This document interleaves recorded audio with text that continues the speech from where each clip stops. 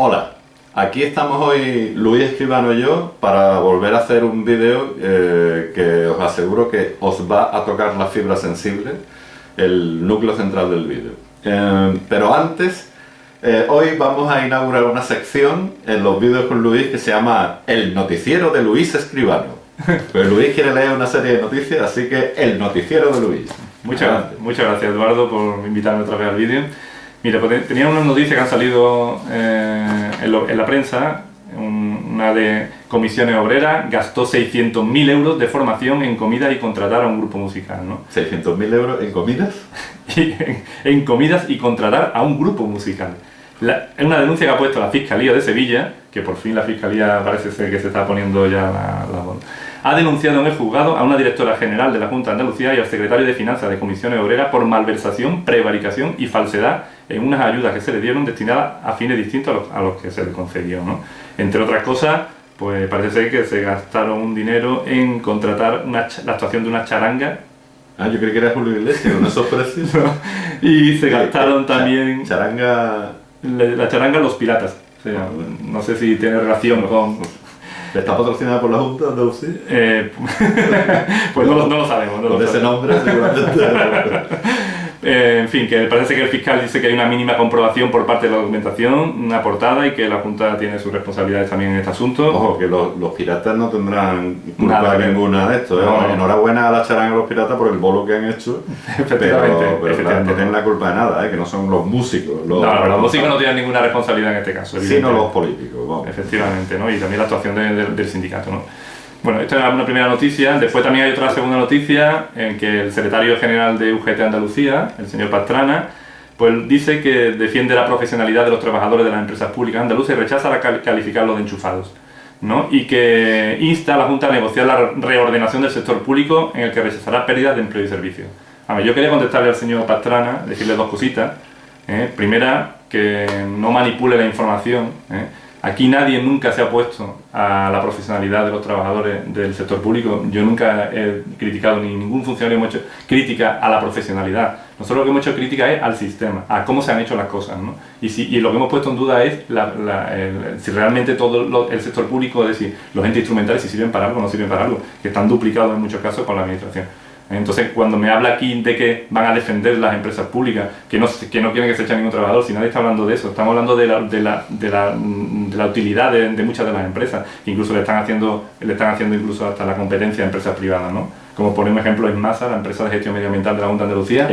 EGMASA, que se dedica a gestionar residuos tóxicos peligrosos cuando hay montones de empresas privadas que ya lo están haciendo. Es decir, ¿para qué la empresa pública se va a meter en esa gestión? ¿Para qué? Pues ya sabemos, sí, además ya sabemos para qué. Sí.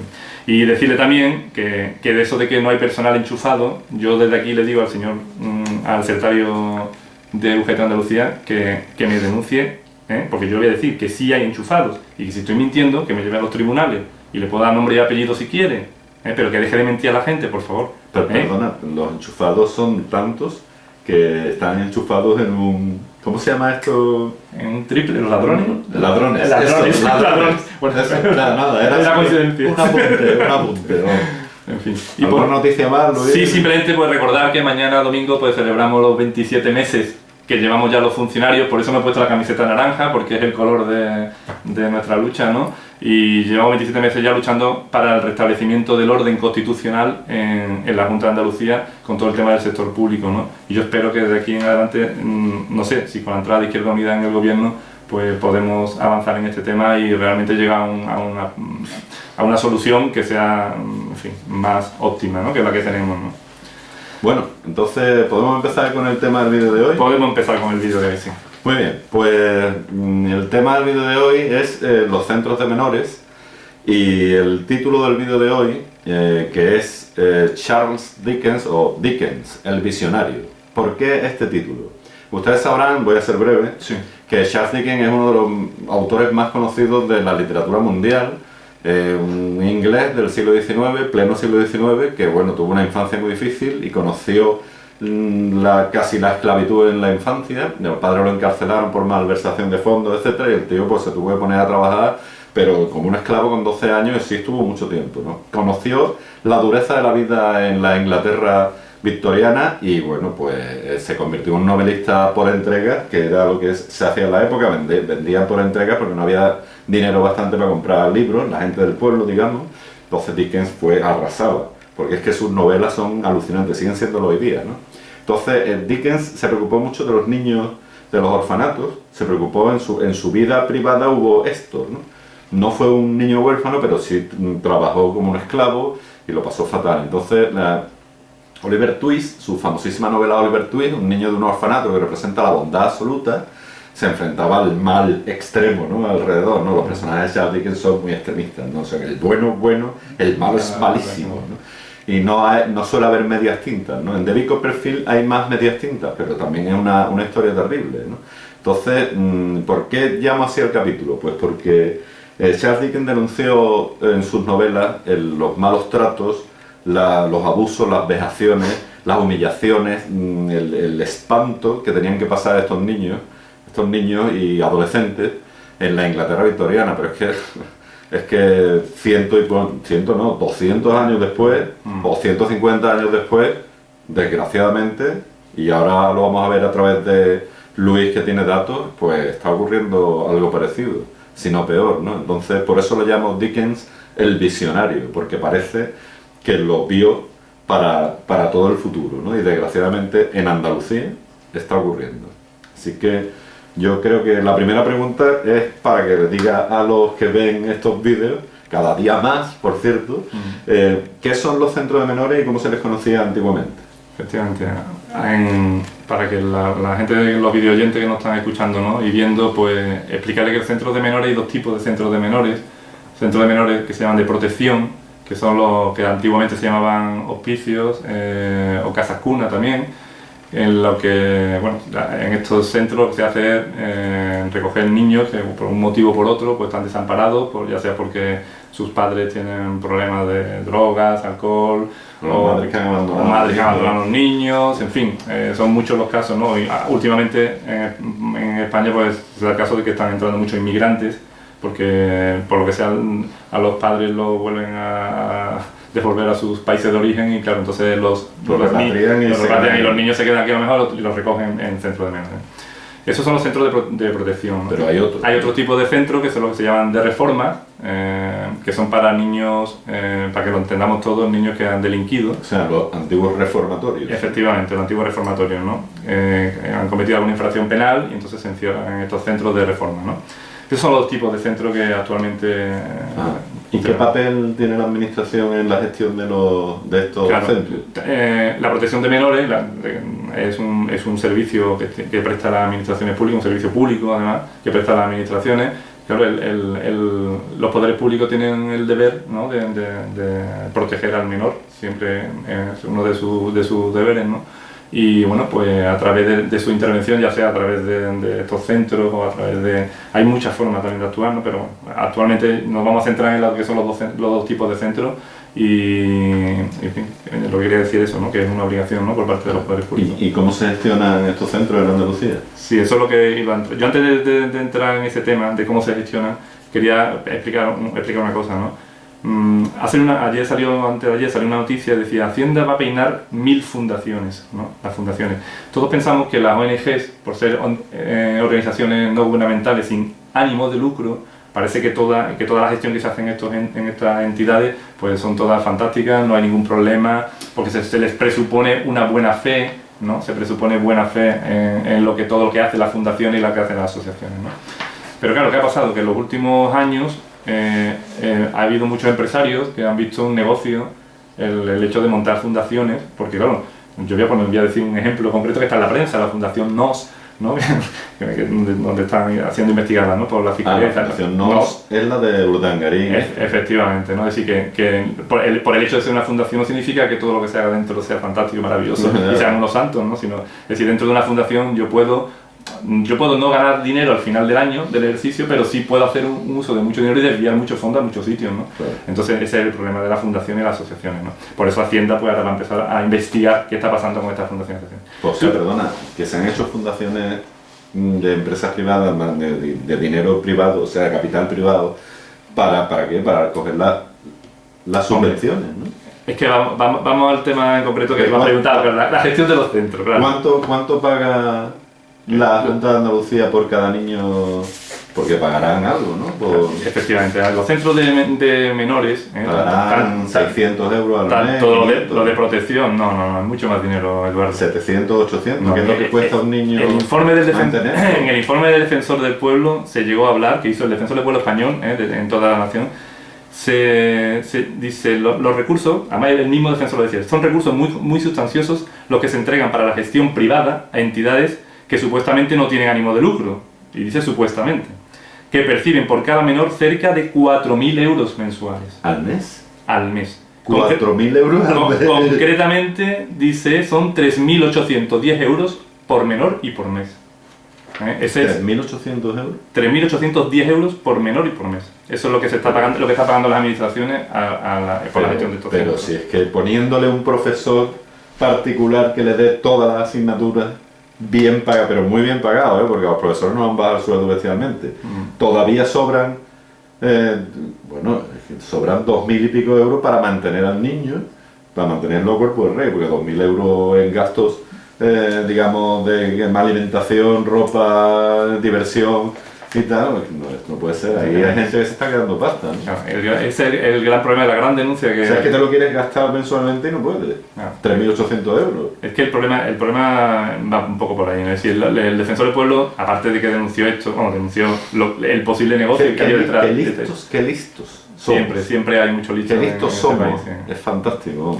Entonces, claro, se ha hecho una mercantilización de este tema, ¿no? Ese es el gran problema. Es un servicio, estamos hablando de un servicio público, en el que los poderes públicos, además, también tenemos que decirlo sobre este tema de los centros de menores, que es un tema social que pensamos mucho que a nosotros no nos va a tocar nunca este tema. Parece que es un tema olvidado, que no va con nosotros, que no va con la ciudadanía, y sin embargo no nos damos cuenta que cualquiera de nuestros hijos, del tuyo Eduardo, del mío, cualquiera puede cometer la torpeza de cometer un error y acaba en un centro de reforma. ¿Por qué? Porque no sé, con la tontería de robar un poquito o jugando con la droga, a veces pasa esas cosas y sin esperarlo, pues te aparece que tu hijo está en un centro de reforma. Y resulta que tú vas a ver el centro de reforma y cuando te encuentras lo que hay allí, porque supongo, que los 3.800 euros estos al mes no se emplearán. Quiero decir que ¿en qué condiciones están los niños en el centro de reforma? ¿De reforma o de protección? Sí. Desde hace mucho tiempo no hay más que entrar en los foros que están en internet, el propio Defensor del Pueblo lo ha denunciado. Es decir, las condiciones por lo visto de estos centros son bestiales, ¿no? Asustan, ¿no? Hay maltrato físico, estoy hablando.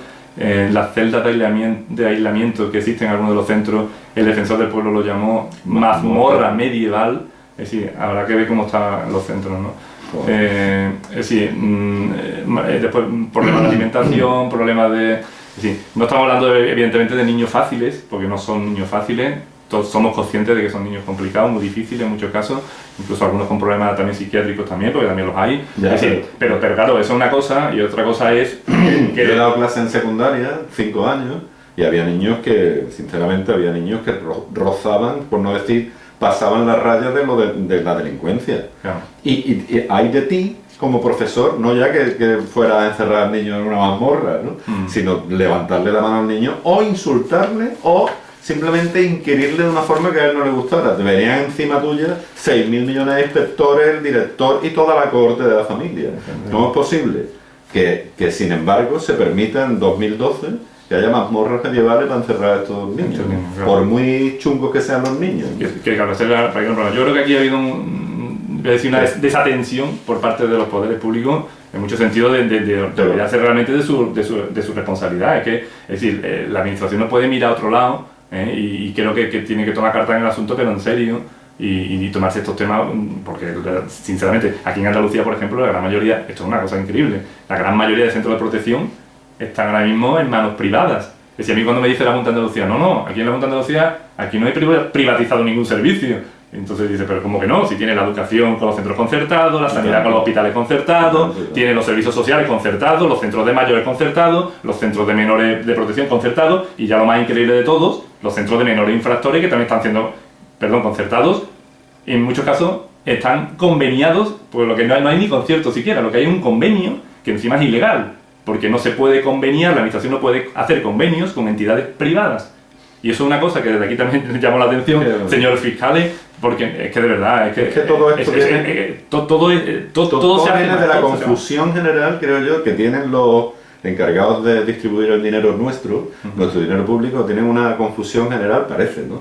Porque además es un punto común que cada vez que hacemos un vídeo, cada vez llegamos al mismo punto. Parece que hay una confusión en la que todos estos gobernantes, dirigentes y, bueno, encargados de la gestión del dinero público convergen, que es que no tienen claro qué es lo público y lo privado. No parecen tener claro cuál es la función de la administración, qué representa, ¿no? Otra vez estamos en lo mismo. ¿Qué representas tú cuando eres un gestor público? No parecen tenerlo claro, ¿no? Y para esta gente parece que no hay fronteras entre lo público y lo privado, ¿no? Y claro, pasan estas cosas. Sí, pasan. Pues claro, dice tú, una fundación, dice, hombre, se le presume que van a hacer su labor estupendamente, hacen convenios con entidades, que hay muchísimas además en este mundo, y se le presupone todo, pero claro, después empiezas a hablar con los trabajadores de estos centros y te das cuenta, bueno, pasan cosas increíbles que están denunciadas y se pueden ver en los medios, ¿no? Que están, lo que hacen es, con el personal que contratan, por ejemplo, para estos centros, lo que hacen es, para ahorrar costes de personal, pues te contratan personas que no tienen ni el perfil profesional adecuado. Es decir, en vez de contratarte a un profesor, a lo mejor te contrata a un auxiliar educativo y entran y se inventan una terminología para conseguir la contratación de este tipo de personas, por supuesto con unos sueldos muy bajos. Claro. ¿Qué pasa? El personal que trabaja en estos centros está desmotivado, absolutamente desmotivado, es un trabajo muy duro, y está mal pagado. Está muy mal pagado, entonces... Sin embargo, la subvención sigue siendo... La subvención, efectivamente, como el concepto vale lo que vale, se le da el dinero a esas entidades y siguen y ganan dinero al final. ¿Puedo contar lo que te he contado antes de la cámara? Sí. María, mi pareja, paseaba el perro, Aquiles, un perraco que no veas, por Jerez hace poco, y nosotros pasamos siempre por la puerta. Cuando yo voy a Jerez, vemos que es un centro así, con muchos cristales, muy bonitos y tal, no sabíamos si era un hogar del jubilado, un centro de acogida, no sabíamos, ¿no? Veíamos allí una gente joven, unos chavales jóvenes de 16, 15, 17 años fumando a la puerta, así con pinta un poco de magrebíes o algo, ¿no? Pero no sabíamos qué era. Y un día paseando María con el perro, se paró a hablar con ella una chica que trabaja allí. ¡Ay, qué perro más bonito! No sé cuánto. Y le dijo a María, ¿esto qué es? ¿Esto es un geriátrico? ¿Esto qué es? Le dijo, no, esto es un centro de acogida de menores. ¿Sabes? Que vive allí cerca María, ¿no? ¿Un centro de acogida? Sí, dice, sí. Dice, no, es que yo como veo gente aquí en la puerta, dice, sí, es que los ponemos a limpiar y se nos escapan. Claro. Y no vuelven más. Claro, ¿sabes? O sea, mete a los chavales jóvenes allí, claro, están deseando de quitarse del medio. Efectivamente. Es que los dejan en la puerta fumando, los ponen a limpiar, que yo no sé yo con una subvención de 3.800 por niño al mes si los niños están obligados a limpiar. ¿sabes? No, es que eso es otra de las cosas que se quitan del medio y se escapan. Es que son las cosas que están denunciando. Y añadí a las chavalas de la puerta, es que no podemos con ellos. Es que somos pocos y no podemos. Claro. Y, tío, ahora que tú cuentas estos datos... Sí, no, sí. Y si te leo las denuncias que hay, en Orense han condenado al director y a dos educadoras de un centro de protección de menores por maltratar a los niños, condenados ya por la justicia. Pero ¿quién gana dinero con esto, Luis? ¿Quién está ganando dinero?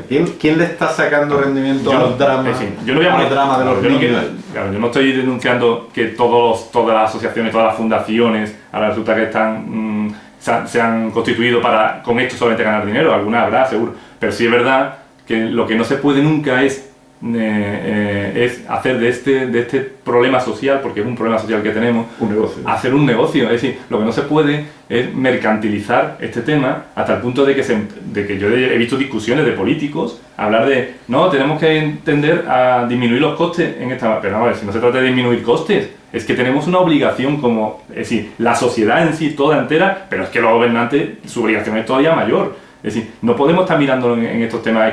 Es que si solamente miramos el tema económico, privaticemos todos los colegios, claro, privaticemos todos los hospitales, porque siempre va a salir más barato, ¿no? Como va a salir siempre más barato. Es decir, esa manía de decir, no, es que lo privado siempre es mejor. Y yo me río mucho, ¿no? Ahora resulta que parece que las empresas privadas nunca se cierran. Es decir, tienen una gestión maravillosa.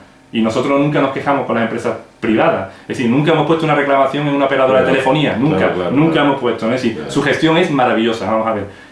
Ni todo lo privado es maravilloso, ni todo lo público es fantástico, pero habrá que buscar fórmulas, y lo que no se puede hacer es en base a decir, no, que el coste de los centros de menores es mucho menor si yo contrato o convenio con una fundación. Tal. Y insisto en una cosa que es muy importante, por favor, no se puede conveniar con asociaciones la gestión de los centros, no se puede combinar porque está prohibido. Por la ley, ¿no? Claro, en todo caso se podría hacer lo que se llama la gestión indirecta, estoy hablando de los centros de protección de menores, una gestión indirecta mediante concierto, como se hace los conciertos en los centros escolares o se hace con los hospitales. Solamente un concierto es lo que se permite. Sin embargo, la Administración y la Junta de Andalucía pasado se han estado haciendo convenios directamente. ¿Qué ocurre con el convenio? Yo te elijo a ti, Eduardo, pero yo no elijo entre todas las asociaciones que hay que se dedican a estos temas, yo no le ofrezco a toda la posibilidad de llevar los centros, sino que elijo a la que yo, administración, quiero. Y volvemos a lo de siempre. ¿Por qué? ¿Quién hay detrás de estas asociaciones y quién hay detrás de estas fundaciones? Y volvemos a lo de siempre. Al final se utiliza la política como siempre. Simpatizantes, afiliados, pues ese es el problema. Colegas, amigos, etc. Ese es el problema. Y desde aquí, y ya aprovecho para decir que la Junta de Andalucía, con el tema de centros de mayores, no son de menores, de mayores, está pasando eso. Están convirtiendo lo que antes eran convenios en conciertos. Pero en vez de sacarlo a concurrencia, como dice la ley, para que se presente cualquiera, lo están haciendo con los que ya llevaban el centro. ¿Y esto podría ocurrir con las cárceles de adultos? Ahora voy a ese tema, claro. Los centros de... Vamos a ver, el centro que recortar tiempo. Sí, lo vamos cerrando. Sí, el centro de menores infractores, que ese es un tema más especial. Son niños que han delinquido, ¿no? Entonces, claro, aquí queramos o no, nos guste o no, aquí hay por parte de la administración va a haber un ejercicio de autoridad. Lo tiene que haber forzosamente. ¿Qué podría pasar si cuando encerraron al Cuco, que todos conocemos, en un centro de menores, el Cuco hubiese hecho allí cualquier barrabasada dentro del centro? Es decir, y hay que someterlo físicamente y hay que retenerlo físicamente. Claro, un particular no puede hacer eso. Tiene que ser siempre un funcionario que esté investido de autoridad pública para actuar. Y eso es lo que ya los políticos han perdido el norte. Claro. Y ahora, aquí en Andalucía hay centros de menores infractores llevados por asociaciones. Y yo no me quiero poner en el papel de un privado teniendo que actuar con este tipo de, es que además de niños. El Cuco te denuncia tranquilamente. Si tú le coges al Cuco siendo tú una particular y le pegas un empujón y lo tiras contra no sé qué, porque el tío se ha revelado y te estoy hablando del Cuco, pero decir alguien muy demostradamente malo, ¿no?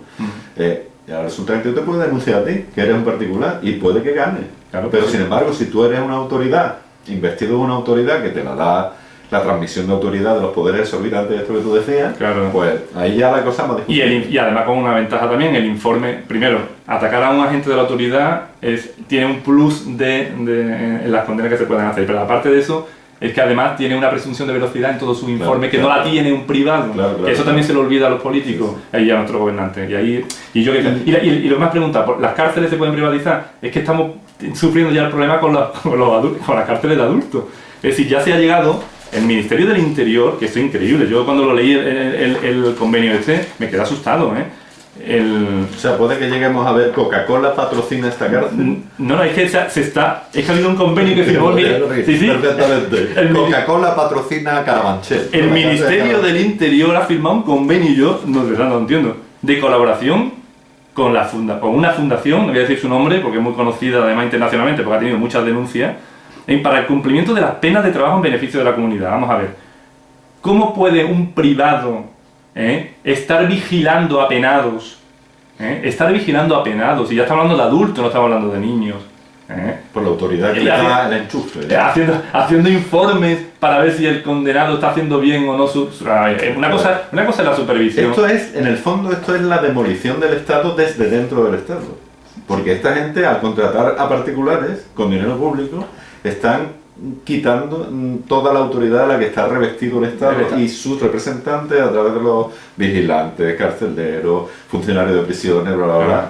Se están despojándolo. O sea, es la demolición del Estado desde dentro del Estado. Sí, es una cosa que además no se entiende, porque este convenio no es de ahora, este convenio fue del anterior gobierno, no es del gobierno actual. Es decir, vamos a ver, igual que el PSOE, te voy a decir, en Madrid decía que por favor estaba pidiendo que se dejaran de privatizar centros de menores, y en la Junta de Andalucía está privatizado casi todo. Es decir, una incoherencia en nuestro gobernante, de verdad, que no le quiera entender. Si vamos a ser sensatos y vamos a ser coherentes en lo que decimos y lo que defendemos. Es decir, si queremos un modelo de lo público, que realmente sea de lo público, pues defendemos en todos lados.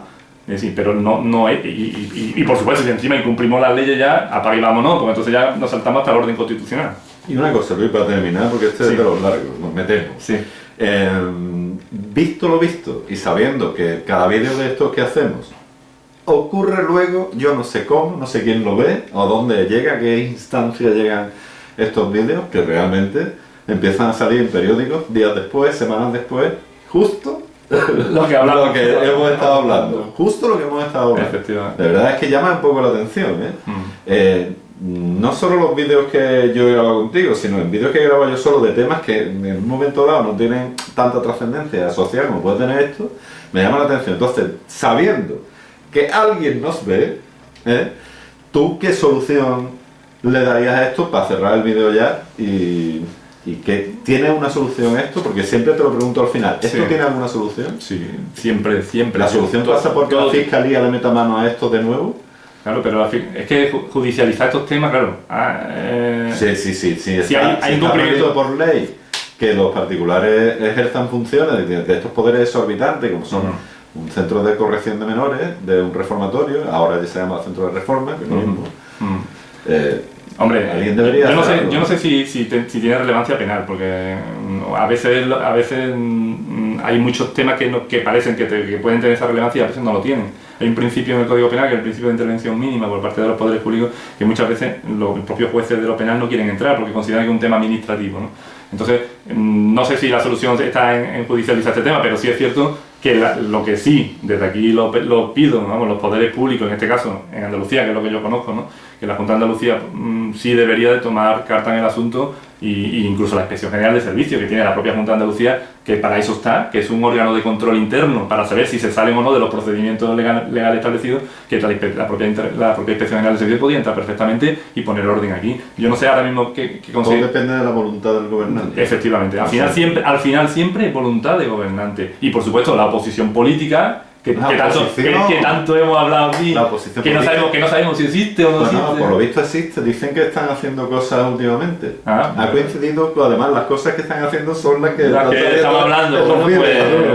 Ojalá estos vídeos sirvan para eso. Ojalá de verdad y tomen carta en el asunto tanto la propia administración internamente como los propios partidos que están en el Parlamento y que de verdad se actúe y se arregle. Y además, aprovecho para retomar el inicio del vídeo para decirles que la publicación de la novela Oliver Twist de Charles Dickens, la del niño este que lo pasó fatal en el reformatorio y la denuncia de toda el AMPA con H que pululaba por las calles del Arrabal de Londres, hizo que, fíjate tú, fue el clamor popular, o que tuvo un exitazo en novela, fue de tal calibre que las autoridades avergonzadas, poco después de la publicación de la novela entera, ordenaron por fin meterle mano a un asunto que era limpiar el Arrabal de Londres, que era impensable, ¿no? Lo que le llamaban el arroyo, ¿no?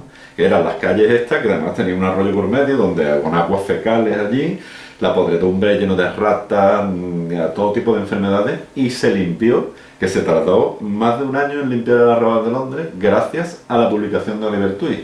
Ojalá, por supuesto, muchísimo más modestamente, que el vídeo este sirva para que alguien meta mano en este asunto, ¿no? Porque realmente es una cosa gravísima, porque es un drama, es un drama para los niños, sobre todo para los niños. Y sobre todo, Eduardo, una cosa que está pasando últimamente, ya para terminar también, con la crisis económica, se están viendo auténticos dramas en muchas familias que hasta el punto de que están dejando de alimentar a sus hijos y las administraciones pues van a tener que entrar incluso alguna vez, van a tener que incluso quitarle esos niños a sus padres, que no debería ser así, porque yo entiendo que la ayuda debería ser a la familia para que esos niños nunca dejen a sus padres y que los padres sigan con los niños, ¿no? Pero es que está habiendo auténticos dramas con esta crisis económica y yo creo que la administración también debería de empezar a pensar cómo actuar en estos temas y no dejarlo, porque no podemos estar mirando a otro lado. Yo lo siento, apelo a la conciencia de todos los ciudadanos desde aquí, porque no podemos mirar para otro lado, y los gobernantes, por favor, que tomen carta en el asunto, ¿eh? Y ya para cerrar solamente, hago una pregunta, lo he escrito y todo, ¿no? Para que no se me olvide. Yo me pregunto si solo los incapaces han conseguido llegar a cargos de responsabilidad en las distintas, los distintos estratos políticos, ¿no? De la Junta, ¿no? Quiero decir, las altas esferas, ¿no? ¿Solo los incapaces? Pues que tenemos esa desgracia en Andalucía, parece que como si en todas partes hubiera gente como incapaz, ¿no?, de hacer algo. En esto son incapaces. Un dineral a empresas privadas. El otro día en el otro vídeo, los que hacen contratos verbales, incapaces, ¿no? El Consejo Consultivo, incapaces. La Fiscalía, incapaces, ¿no? Y estamos hablando de personas formadas. O sea, claro, por supuesto, ¿no? Pero parecen enteramente, no digo que lo sean, digo que lo parecen, ¿no? Entonces, la oposición, incapaces. Entonces, solo los incapacitados políticos, parece como si lo hubieran extraído el gen de la alta política, ¿no? Y hubieran dejado lo peor de lo peor de cada casa está aquí en la Junta de Andalucía. Pues lo llevamos claro, señores, lo llevamos claro. En fin, tenemos que cerrar este vídeo porque está llegando ya la Navidad. Nos alargamos muchísimo. Muchas gracias de nuevo, Luis. Y gracias a ti por invitarme otra vez. Por tu comparecencia, los datos y por el tema que es muy interesante y muy dramático, ¿no? Y señores, pues ya lo saben, difúndanlo. Gracias y adiós. Gracias, adiós.